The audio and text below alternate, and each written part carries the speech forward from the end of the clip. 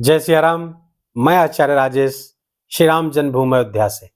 प्रिय दर्शकों, 15 मार्च की सायंकाल 6:20 पर भूमिपुत्र मंगल जो उत्साह ऊर्जा, साहस, पराक्रम, वाद विवाद, लड़ाई झगड़ा, क्रोध आदि के कारक हैं, वो अपनी वर्तमान राशि उच्च राशि मकर राशि को छोड़ करके अपने शत्रु के घर अर्थात शनिदेव के घर, शनिदेव की मूल त्रिकोण राशि कुंभ राशि पर गोचर कर जाएंगे, जहां पर वो 23 अप्रैल की प्रातः तक रहेंगे। अब शनि, चूंकि शनि और मंगल में शत्रुता है और मंगल शनि के घर में जा रहे हैं, तो यहां पर दो तीन बातें बहुत महत्वपूर्ण हो जाती हैं। पहला तो शनि और मंगल का यह गोचर विस्फोटक योग बनाएगा। ये साथ साथ जब बैठेंगे तो विस्फोटक योग बनाएगा। इसको विस्फोट योग के नाम से भी जानते हैं, इससे बारूद योग के भी नाम से जानते हैं, चूंकि दोनों शत्रु है। और मिथुन राशि के जातकों, चूंकि मिथुन राशि भी उग्र उष्ण है और मंगल भी उग्र उष्ण ग्रह है, तो मिथुन राशि के जातकों के लिए यह मंगल सकारात्मक ऊर्जा प्रदायक है। अब यहां पर जब शनि के घर में शत्रु के घर में जाएंगे और दोनों की युति बनेगी, अर्थात न्यायाधीश और सेनापति दोनों साथ साथ बैठेंगे, तो यहां पर विस्फोट योग बनाएंगे। भाग्य स्थान पर शनि अपनी ही मूल त्रिकोण राशि पे बैठ करके आपको परम भाग्यशाली बनाया हुआ है। मंगल भी भाग्य के कारक माने जाते हैं, मंगल के कारक कुछ कारकत्व उसका प्राप्त है, तो वहां बैठेंगे फलता भाग। और ये धर्म त्रिकोण है, तो धर्म त्रिकोण पर मंगल का गोचर और धर्म के कारक बृहस्पति, देवगुरु बृहस्पति के साथ 3-11 का संबंध अर्थात लाभ का संबंध, ये बहुत महत्वपूर्ण गोचर मिथुन राशि के जातकों के लिए मंगल का होने वाला है। ये बहुत ही सकारात्मक परिणाम लेकर के आया है। कुछ बड़े परिणाम ऐसे आ सकते हैं कि आप उसकी उम्मीद न की हो, और आएंगे कैसे? आपके पुरुषार्थ से और भाग्य के संयोग से। भाग्य के घर पर इसको थोड़ा समझिए, कोई बहुत रॉकेट साइंस नहीं है, बहुत आसानी से मैं आपको समझाऊंगा। भाग्य स्थान पर बैठेंगे, धर्म त्रिकोण यह है, नवम स्थान धर्म त्रिकोण कहा जाता है। भाग्य और धर्म दोनों साथ साथ हो गए। और तीसरा सबसे महत्वपूर्ण बिंदु, यहां से सीधे आपके पराक्रम और पुरुषार्थ को देखेंगे। तो पराक्रम और पुरुषार्थ के भाव को जब देखेंगे और मंगल पराक्रम और पुरुषार्थ के कारक हैं, तो फलतः पराक्रम पुरुषार्थ से धर्म और आपके भाग्य का जो संयोग बनेगा, ये आपके जीवन को बहुत ही महत्वपूर्ण परिणाम 40 दिनों में लेकर के आएगा। और शनिदेव यहां पर अब 18 मार्च को उनका उदय भी हो रहा है। फलतः ये बहुत ही शानदार योग आपके लिए बनेगा। ये विस्फोट योग आपके लिए सकारात्मक विस्फोट करेगा, आपके भाग्य में विस्फोट, मतलब भाग्य की वृद्धि कर देगा। भाग्य की वृद्धि, कर्म में वृद्धि और धर्म में वृद्धि, पराक्रम और पुरुषार्थ में वृद्धि। अब इसको अगर इतनी ऊर्जा को अगर सकारात्मक दिशा की तरफ मोड़ दिया जाए तो फिर क्या ही कहने। जैसे आजकल साइंटिस्ट, वैज्ञानिक जगत में, विज्ञान जगत में एक बहुत ही सकारात्मक बातें हो रही हैं। हाइड्रोजन बम के या न्यूक्लियर बम के एक सकारात्मक, जैसे न्यूक्लियर एनर्जी से बात, न्यूक्लियर जो बहुत बड़ी तबाही मचा सकता है, उसे एनर्जी का स्रोत बना लिया जा रहा है। हाइड्रोजन बम जो अब इसको नियंत्रित करने की बात हुई, अभी तो यह नियंत्रित है। अगर वैज्ञानिक इसको नियंत्रित कर लेंगे इसका, तो फिर इससे एनर्जी बन सकती। वही चीज ये विस्फोट है। इस एनर्जी को आप नियंत्रित कर लीजिए तो आपके लिए कमाल कर देगी। ये 40 दिन आपके लिए मिथुन राशि के जातकों के लिए बड़े कमाल के होने वाले हैं। अब आपके मंगल आपके कहां कहां के कारक है? देखिए, मंगल एक तो आपके लाभ भाव के कारक है, और उसी लाभ भाव पर इच्छा पूर्ति के स्थान पर कौन बैठा हुआ है?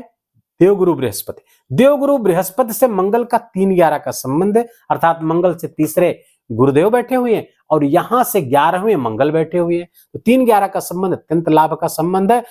और लाभ का संबंध बनाने वाला ग्रह लाभ स्थान पर ही विराजमान है, तो लाभ मार्ग आपका खुल रहा है। एक से अधिक आपके मार्ग हो सकते हैं धनागमन के, और धनागमन भी होगा और धन संचयन भी होता हुआ दिख रहा है। चूंकि छठे के स्वामी होकर के आपके बैठेंगे, भाग्य स्थान पर फलतः रोग ऋण शत्रुओं का भी आप शमन करेंगे। आप अपने शत्रुओं पर हावी रहेंगे। रोग कोई था उससे निकलने का, उसको दबाने का मार्ग आपको दिख जाएगा। ऋण मुक्ति का भी समय है। आपके ऊपर कोई लोन था, जैसे कि पिछले समय से दिख रहा है मिथुन राशि के जातकों के लिए ऋण, थोड़ा सा लोन आदि की स्थिति थोड़ा सा जटिल हो रही थी आपके लिए। कभी कभी ऋण चुकता करने के लिए भी ऋण लेना पड़ रहा था आपको। रोग में आपके क्या कहते हैं, क्योंकि जब इसके पहले यहां पर थे मंगल, तो पिछले लगभग 40 दिनों से 15 मार्च से पिछले जाइए 40 दिन, तो उसमें जो रोग थे और शत्रु थे, कोर्ट कचहरी के मुकदमे थे, ये थोड़ा सा नियंत्रित हो रहे थे। इनको नियंत्रित करने के लिए आपको बहुत पैसा खर्च करना पड़ रहा था, तो वो सब में बहुत ही राहत आपको मिलने वाली है। उन सबको आप दबा ले जाएंगे। कोर्ट कचहरी के मुकदमे भी आपके पक्ष में निर्णित होने वाले हैं, तो ये समय आपके लिए बहुत सर्वोत्तम है। हाँ, थोड़ा सा ध्यान रखिएगा, ऋण देने से बचिएगा, किसी को उधार देने से बचिएगा, क्योंकि इस कालखंड में जब उधार जाएगा तो उससे वापस होने में थोड़ा सा दिक्कत होगी, हो सकता है वापस ही ना हो। यहां पर थोड़ा सा सावधान रहने की जरूरत है। विद्यार्थियों के लिए समय बहुत अच्छा है। जो विद्यार्थी हैं, क्योंकि 9वें स्थान पर विराजेंगे, उच्च शिक्षा के लिए बहुत अच्छा, हायर एजुकेशन के लिए अच्छा, और रिसर्च आदि के लिए बहुत अच्छा है। मेडिकल फील्ड के विद्यार्थियों के लिए बहुत अच्छा है, जो एमबीबीएस कर रहे हैं या और जो मेडिकल क्षेत्र के जो बैचलर डिग्रीज है वो कर रहे हैं, मास्टर डिग्रीज के लिए आप प्रयास कर रहे हैं, कोई एंट्रेंस वगैरह होने वाला है इसके लिए, एमडी आदि के लिए, तो उस सब के लिए भी बहुत अच्छा है। लॉ की परीक्षा के लिए, लॉ की परीक्षाओं के लिए बहुत उत्तम समय है। आप यदि एडवोकेट हैं तो उसके लिए आप बहुत बड़े बड़े काम करने वाले हैं। बड़े लैंडमार्क डिसीजन आपके आर्गुमेंट से आने वाले हैं। तो इन वकीलों के लिए भी बहुत अच्छा ये समय है। कानून की शिक्षा के लिए हाँ, थोड़ा सा एक ध्यान रखने की है, मंगल की एक दृष्टि यहाँ पर आपके द्वादश स्थान पर पड़ेगी, तो खर्चे थोड़ा बढ़ जाएंगे आपके। और खर्चे कैसे होंगे? खर्चे ये तो डोनेशन में खर्च करें, आप दान में खर्च करें, क्योंकि मिथुन राशि के जातक दानी बहुत होते हैं। दान करने में सोचते नहीं है बिल्कुल ये कि हाँ, अब हमारे पास यहाँ से मंदिर से या आश्रम से घर जाने के पैसे बचेंगे कि नहीं बचेंगे। सब कुछ दान करने में विश्वास करते हैं, तो दान में आप खर्च कर सकते हैं। यात्राएं आपकी बढ़िया हो सकती है, धार्मिक यात्राओं में खर्च ज्यादा हो सकते हैं।